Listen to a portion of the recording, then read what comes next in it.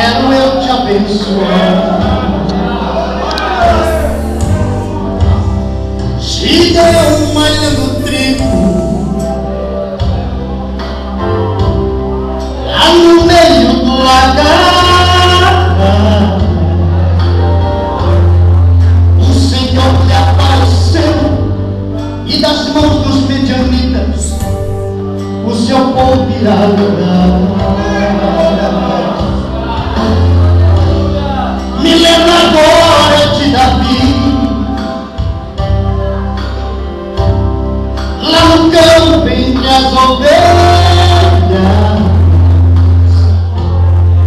Os seus irmãos foi desprezado, se por todos humilhado, mas Samuel bem-vindo aí.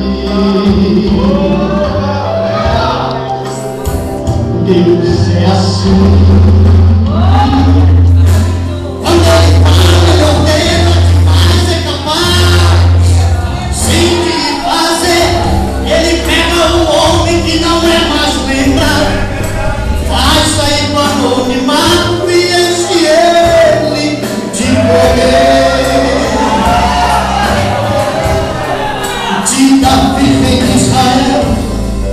Moisés, libertador, Samuel, a voz de Deus, de José, governador. E hoje de você, Deus fará o grande vencedor. Se você tem promessas do Senhor, vai dormir tranquilo, não se desespere. Faça a terra, faça o céu, e feche o mar. A promessa dele se cumprirá. Não pense que o Senhor te esqueceu. Deus jamais esquece de um filho seu. Acredite que houve posse da vitória. A promessa dele não falhará. A promessa é pra mim, a promessa é pra ti, a promessa é do povo de Deus.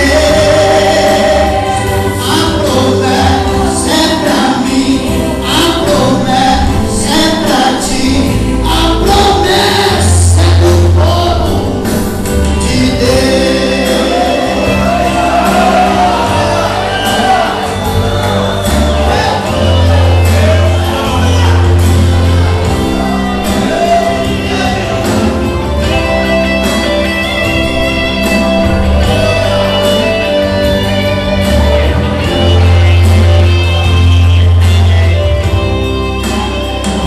Deus é assim.